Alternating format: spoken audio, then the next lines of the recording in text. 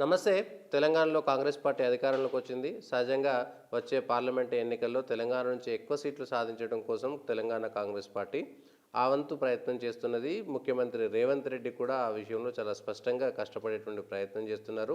తెలంగాణ నుంచి ఎక్కువ స్థానాలు తేవడానికి ఇప్పటికీ ఎంపీ స్థానాలకు ఇన్ఛార్జీలను కూడా తెలంగాణ కాంగ్రెస్ పార్టీ ప్రకటించింది. ఆ మేరకు ప్రతి నియోజకవర్గం పైన కూడా ప్రత్యేకమైనటువంటి దృష్టి కేంద్రీకరించింది. అభ్యర్థులకు సంబంధించినటువంటి ప్రాబబిలిటీస్ ఎట్లా ఉండబోతున్నటువంటి అంశాన్ని ఒకసారి పరిశీలించుకుంటే, నల్గొండకు సంబంధించి నల్గొండ పార్లమెంటు సెగ్మెంట్కి జానారెడ్డి జానారెడ్డి ఉండేటువంటి అవకాశం ఉంది. వయసు రీత్యా ఆయనకి ఇచ్చేటువంటి పరిస్థితి లేకపోతే జానారెడ్డి కొడుకైనా ఇవ్వచ్చు. ఒక ఎమ్మెల్యేకి నాగార్జున సాగర్ టికెట్ ఒక కొడుకు ఇచ్చారు కాబట్టి ఇంకో కొడుక్కి నల్గొండ ఎంపీ ఇస్తారా అనేటువంటిది ఒక చర్చ జరుగుతున్నది. ఇంకొకటి సూర్యాపేటకు సంబంధించి ఎమ్మెల్యే టికెట్ త్యాగం చేసినటువంటి పటేల్ రమేష్ రెడ్డి పేరు కూడా నల్గొండ స్థానానికి వినబడుతుంది. ఇక వరంగల్కు సంబంధించినటువంటి దాంట్లో సిరిసిల్ల రాజయ్య మాజీ ఎంపీ వరంగల్ నుంచి ఉన్నారు కాబట్టి ఆయన, లేదంటే అద్దంకి దయాకర్కు తుంగతుర్తి ఎమ్మెల్యే టికెట్ ఇవ్వలేదు కాబట్టి వరంగల్ ఎంపీ టికెట్ ఇస్తారనేటువంటి ఒక చర్చ కూడా సాగుతున్నది. అది రిజర్వ్డ్ సీటు. మహబూబాద్ కూడా రిజర్వ్డ్, ఎస్టీ రిజర్వ్డ్. బలరాం నాయకు లేదా బెల్లయ్య నాయకు, గతంలో బలరాం నాయక్ ఇక్కడ నుంచి గెలిచి కేంద్ర మంత్రిగా కూడా ఉన్నారు కాబట్టి ఆయనకే ఇస్తారా, లేదంటే బెల్లయ్య నాయక్ ఎమ్మెల్యే టికెట్ ఇవ్వలేదు కాబట్టి ఆయనకి ఇస్తారనేటువంటి ఒక చర్చ జరుగుతుంది. నాగర్ కర్నూల్లో మల్లు రవి గతంలో ఒకసారి ఎంపీగా కూడా చేశారు కాబట్టి మల్లు రవి, మంద జగన్నాథం కూడా ఒకసారి ఎంపీగా చేశాడు. ఇంకా ఇంకా వేరే పార్టీల నుంచి కూడా వచ్చేటువంటి అవకాశం ఉందనేటువంటి ఒక చర్చ జరుగుతుంది.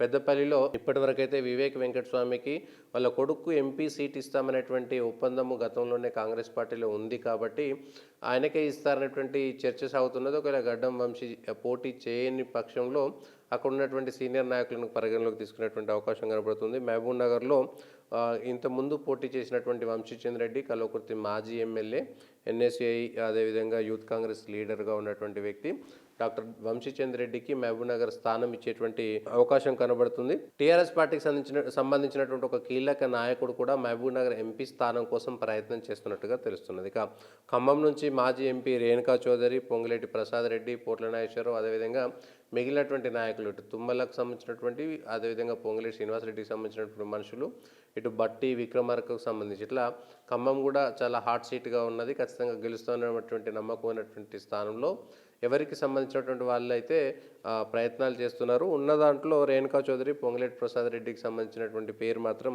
వచ్చేటువంటి అవకాశం కనబడుతున్నది. భువనగిరిలో చామల కిరణ్ కుమార్ రెడ్డి అనేటువంటి పేరు వినబడుతున్నది. ఒకవేళ అది కాని పక్షంలో ఒక టీఆర్ఎస్కు సంబంధించినటువంటి కీలక నాయకుడిని తీసుకొచ్చి కాంగ్రెస్ ఎంపీగా తీసుకొచ్చేటువంటి అవకాశం మాత్రం కనబడుతుంది. ఇక్కడ నల్గొండలో జానారెడ్డి, అదేవిధంగా ఉత్తమ్ కుమార్ రెడ్డి సిట్టింగ్ ఎంపీగా ఉన్నాడు కాబట్టి ఉత్తమ్ కుమార్ రెడ్డికి సంబంధించినటువంటి మనిషిని ఇస్తారు. భువనగిరిలో కోమటిరెడ్డి వెంకటరెడ్డి ఎంపీగా ఉన్నాడు కాబట్టి ఆయన రాజీనామా చేసినటువంటి స్థానంలో కోమటిరెడ్డి కుటుంబానికి సంబంధించి దగ్గరగా ఉన్నటువంటి వ్యక్తిని ఇస్తారా, కోమటిరెడ్డి వెంకటరెడ్డి అదేవిధంగా రాజగోపాల్ రెడ్డి ఇద్దరు ఎమ్మెల్యేలుగా గెలిచారు కాబట్టి ఒక బీసీ నాయకుడు, వాళ్ళను నమ్ముకున్నటువంటి ఒక బీసీ నాయకుడిని భువనగిరి నుంచి తీసుకొచ్చేటువంటి ప్రయత్నం కూడా ఆ కుటుంబం చేస్తున్నట్టుగా మనకు తెలుస్తున్నది.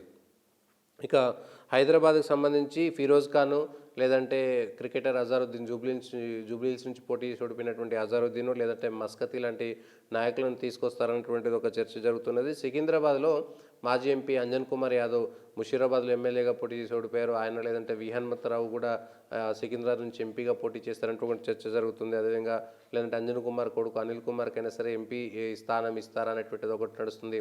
కాంగ్రెస్ పార్టీలో విలీనమైనటువంటి డాక్టర్ వినయ్ కుమార్ కూడా సికింద్రాబాద్ ఎంపీ స్థానం ఇస్తారనేటువంటిది కూడా ఒక చర్చ సాగుతున్నది. ఆయన వాళ్ళ ఫాదర్ కూడా సికింద్రాబాద్ నుంచి ఎంపీగా పోటీ చేశారు. మాజీ గవర్నర్ శివశంకర్ కొడుకు డాక్టర్ వినయ్కు కూడా సికింద్రాబాద్ స్థానం ఇచ్చేటువంటి అవకాశం కనబడుతున్నది. అదేవిధంగా మల్కాజ్గిరికి సంబంధించి మదయాష్కి ఎమ్మెల్యేగా ఓడిపోయాడు కాబట్టి మదయాష్కి గతంలో ఎంపీగా పనిచేసినటువంటి సర్వే సత్యనారాయణ, గతంలో ఇప్పుడు మైనంపల్లి ఎమ్మెల్యేగా ఓడిపోయాడు మల్కాజ్గిరి నుంచి కాబట్టి ఎంపీ స్థానంలో మైనంపల్లికి ఇచ్చేటువంటి అవకాశం కూడా కనబడుతుంది. నిజామాబాద్కు సంబంధించి షబీర్ అలీ అక్కడ ఎమ్మెల్యేగా ఓడిపోయాడు నిజామాబాద్ అర్బన్ నుంచి కాబట్టి షబ్బీర్ అలీ ఎంపీగా పోటీ చేస్తారు. లేదంటే మహేష్ కుమార్ గౌడ్ పోటీ చేస్తారనేటువంటిది జరుగుతుంది. గతంలో అక్కడ మధుయాష్కి ఉన్నా కూడా మధుయాష్కి మల్కాజ్గిరి స్థానం పైన ఎక్కువ మక్కువ చూపుతున్నట్టుగా తెరబడుతుంది. మెదక్ నుంచి విజయశాంతి గతంలో ఎంపీగా అక్కడ పనిచేశారు కాబట్టి విజయశాంతి ఇటు మల్కాజ్గిరి అటు మెదక్ రెండిట్లలో ఏది ఇచ్చినా పోటీ చేస్తున్నట్టుగా ఉన్నారు. కానీ మెదక్లో ప్రియాంక గాంధీ వస్తుందా రాదనేటువంటి అంశం పైన కూడా అది ఆధారపడి ఉంటుంది. ఒకవేళ రాకపోతే సంగారెడ్డి నుంచి ఎమ్మెల్యేగా ఓడిపోయినటువంటి జగ్గారెడ్డి కూడా వచ్చేటువంటి అవకాశం కనబడుతుంది. విజయశాంతి, జగ్గారెడ్డి లేదంటే ప్రియాంక గాంధీ ఎవరు అనేటువంటి అంశం పైన కొంత చర్చ సాగుతుంది. జహీరాబాద్కు దాదాపుగా సురేష్ షెట్కర్ పేరే ఖరారయ్యేటువంటి అవకాశం ఉంది.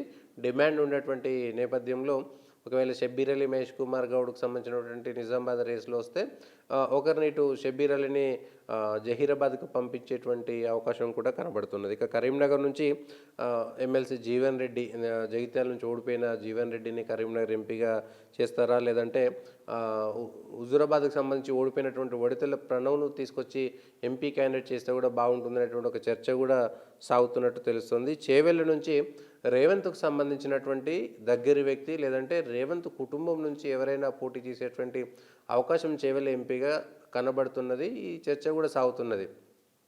రేవంత్ కుటుంబంలో ఒకరు ఎంపీగా పోటీ చేస్తారు. వారు అన్నదమ్ములా, లేదంటే వారికి జైపాల్ రెడ్డికి సంబంధించినటువంటి కుటుంబం నుంచా, లేదంటే రేవంత్ రెడ్డి సొంత అన్నదమ్ములా అనేటువంటిది స్పష్టంగా తెలియడం లేదు. కానీ చేవేళ్ళ నుంచి ఇటు జైపాల్ రెడ్డి కుటుంబం నుంచి కానీ, అంటే రేవంత్ అత్తగారి కుటుంబం నుంచి కానీ, రేవంత్కు సంబంధించినటువంటి కుటుంబం నుంచి కానీ ఒక వ్యక్తిని చేవేళ్ళ నుంచి ఎంపీ అభ్యర్థిగా పోటీ చేయించేటువంటి అవకాశం కనబడుతున్నది. ఆదిలాబాద్ నుంచి జాదవ్ నరేష్ ఆయననే పోటీ మరి తీసుకొని ఆయన్నే పోటీ చేయిస్తారనేటువంటిది ఉంది. ఒక ఎన్ఆర్ఐ రేవంత్ రెడ్డికి దగ్గరగా ఉన్నటువంటి ఒక ఎన్ఆర్ఐ కూడా ఆదిలాబాద్ కోసం రేవంత్ ద్వారా ప్రయత్నాలు చేస్తున్నట్టుగా తెలుస్తున్నది. ఇది అదే ఇప్పుడున్నటువంటి సిచ్యువేషన్లో ఉంది. కానీ రేపు ఎన్నికలు సమీపిస్తున్న కొద్దీ టీఆర్ఎస్ పార్టీకి సంబంధించినటువంటి వాళ్ళు లేదంటే కాంగ్రెస్, బీజేపీ ఈ డిమాండ్ కూడా తెలంగాణలో ఇప్పుడు టీఆర్ఎస్ సహజంగా కొద్దిగా తగ్గుతుంది. అధికారం కోల్పోయినటువంటి పార్టీ కాబట్టి కేంద్రంలో కాంగ్రెస్ వర్సెస్ బీజేపీ అనేటువంటి చర్చ సాగుతున్నటువంటి నేపథ్యంలో ఇటు డిమాండ్ కూడా అధికారంలో ఉన్నటువంటి కాంగ్రెస్ పార్టీకి టీఆర్ఎస్ నుంచి కూడా కొంతమంది వెళ్ళేటువంటి అవకాశం కనబడుతుంది. ఆ నాయకులు కూడా ఇటువైపు ప్రయత్నం చేసుకునేటువంటి అవకాశం కనబడుతుంది. కాబట్టి ఖచ్చితంగా కొంత బలమైనటువంటి వ్యక్తులకు, కొంత పాత క్యాడర్ను, అదేవిధంగా బలమైనటువంటి వ్యక్తులను రంగంలో దించడానికి ప్రయత్నం సాగుతున్నది. మరి కాంగ్రెస్ పార్టీకి సంబంధించిన ఈ అభ్యర్థుల భవితవ్యం ఏ విధంగా ఉండబోతుందో చూడాలి.